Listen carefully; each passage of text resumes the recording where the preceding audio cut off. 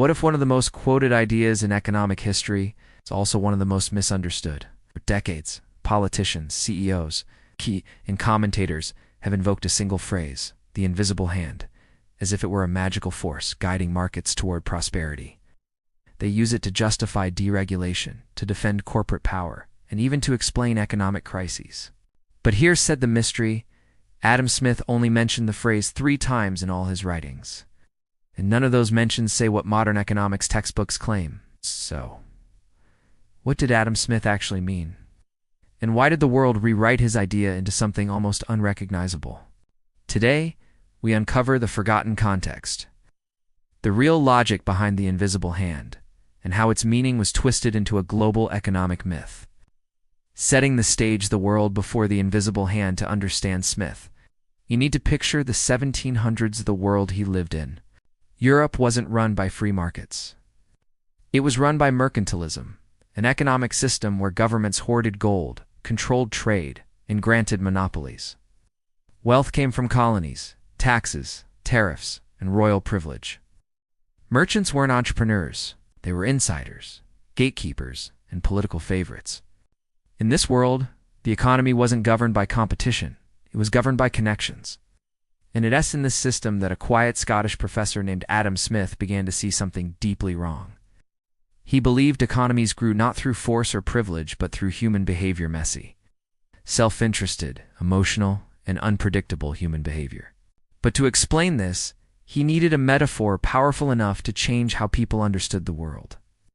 And decades later, that metaphor would be taken out of context so drastically that Smith might not recognize it today.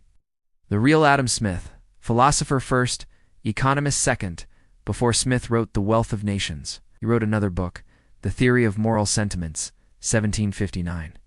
It wasn't about money. It was about psychology, how humans sympathize, fear, judge, and behave socially. Smith believed that people are guided by emotions as much as by logic. He believed that markets work only when they align with moral behavior.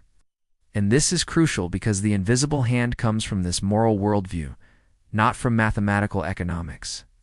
Smith didn't see markets as perfect. He saw them as fragile systems that worked only under specific social conditions. So, how did the idea actually arise? Let's trace the first appearance. First invisible hand, 1759, in The Theory of Moral Sentiments. Smith describes wealthy landowners who invest in their estates not out of kindness but selfishness. They want larger harvests, greater comfort, and higher status. Yet their selfish investment ends up supporting workers, feeding families, and contributing to society. Smith writes that they are led by an invisible hand to make nearly the same distribution of the necessaries of life. Oh. This wasn't an argument for free markets. Oh. It was an observation about unintended consequences. Self-interest sometimes helps others, but only sometimes. This is the real root. Not perfection, not equilibrium, not deregulation, just a psychological insight about human motives. How the Invisible Hand became an economic principle, Smith's second major work. The Wealth of Nations, 1776, expanded his ideas. But again, the invisible hand appears only once and, in a very specific context, trade. Smith argues that some merchants prefer to invest in their home country because they fear foreign markets. Their fear, not efficiency, not profit maximization, leads them to keep their capital domestically. This, he says, unintentionally benefits the nation.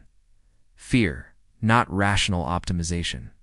Once again, the invisible hand is not an equation, it's a human impulse. So how did those 3 obscure references turn into a universal economic law? Here's where the story takes a twist. After Smith, the economists who rewrote him, Smith dies in 1790. For the next 100 years, classical economists, Ricardo, Malthus, Mill build on his work. They cite him, they admire him, but they also simplify him.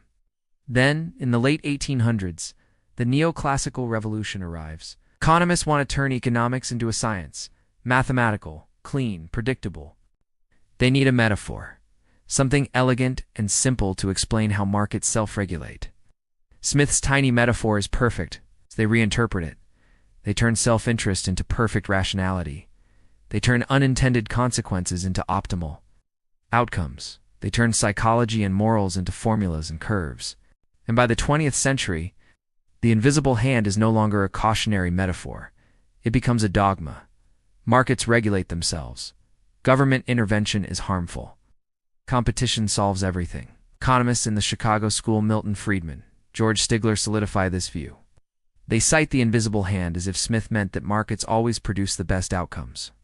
But he never said that. He never even implied it.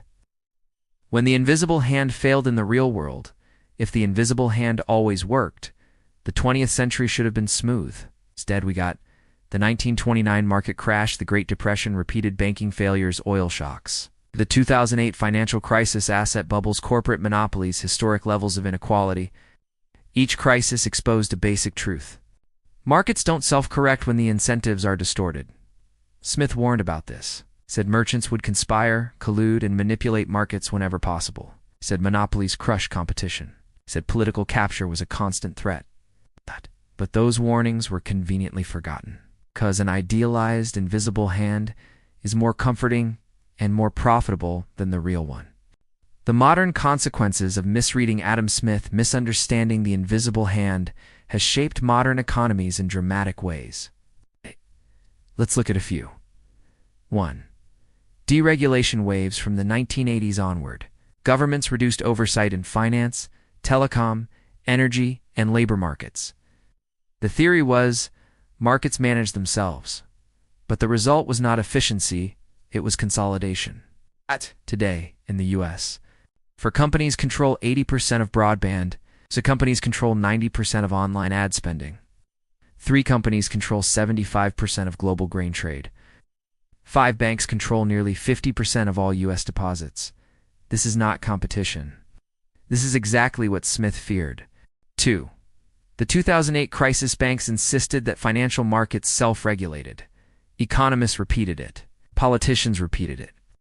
But Smith warned that financial insiders were the most dangerous part of the economy because they were capable of collective madness. In 2008, the invisible hand didn't guide market, it vanished. 3.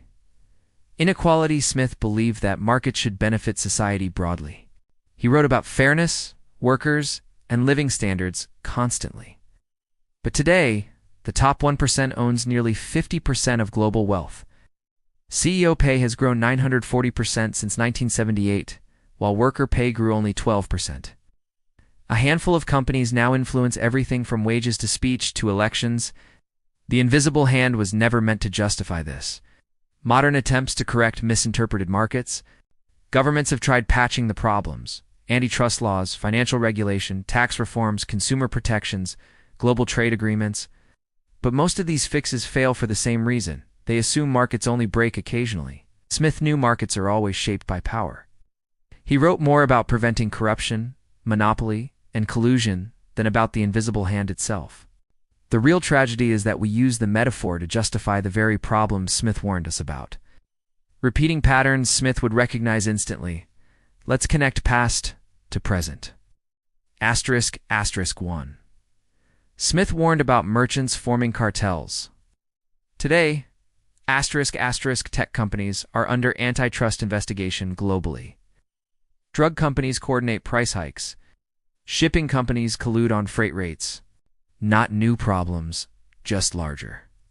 Asterisk, asterisk 2. Smith warned about political capture. Today, asterisk, asterisk in the U.S., businesses spend over $4 billion a year on lobbying, more than the budgets of many small countries. Smith predicted this exact behavior. He wrote that business influence on government was one of the biggest threats to free markets. Asterisk, asterisk 3. Smith cautioned about financial speculation. Today, asterisk, asterisk. Derivatives markets exceed $600 trillion in notional value, far larger than the entire world economy. Smith would call this madness. Asterisk, asterisk 4. Smith championed moral behavior as the foundation of a healthy economy. Today, asterisk, asterisk economic models rarely even include morality. They assume perfect rationality, perfect information, and perfect incentives. But that isn't human behavior. and Smith knew it 250 years ago. What Adam Smith actually meant after all this? What was Smith's true message? It wasn't that markets are flawless. It wasn't that self-interest is always good. It wasn't that governments should stay out. It was something deeper. 1. Humans act with limited knowledge. Most outcomes are unintended. Asterisk, asterisk 2. Markets can work, but they work because of human motives, not mathematical perfection. Asterisk, asterisk. 3. Society must actively prevent concentration of power. Otherwise, self-interest becomes exploitation. Smith believed in markets, but he believed in guardrails, ethics, and public institutions just as strongly. The invisible hand wasn't a promise. It was a warning wrapped in a metaphor. 3 clear takeaways. Takeaway 1. The invisible hand is not a psychological observation. Smith was describing human behavior, not perfect markets. He knew self-interest could produce good outcomes, but only under the right conditions. Takeaway 2. Markets fail when power concentrates. Smith feared monopolies, collusion, and political capture more than government regulation. Modern economies prove he was right. Takeaway 3. Ethics matter as much as economics. Smith believed moral behavior was the hidden foundation of a functioning society. Without it, the invisible hand doesn't guide, it misleads. Final warning or open-ended thought: if we continue invoking the invisible hand as a myth and all-fixing force, we risk repeating the same cycles that Smith warned about centuries ago. These crises don't appear from nowhere.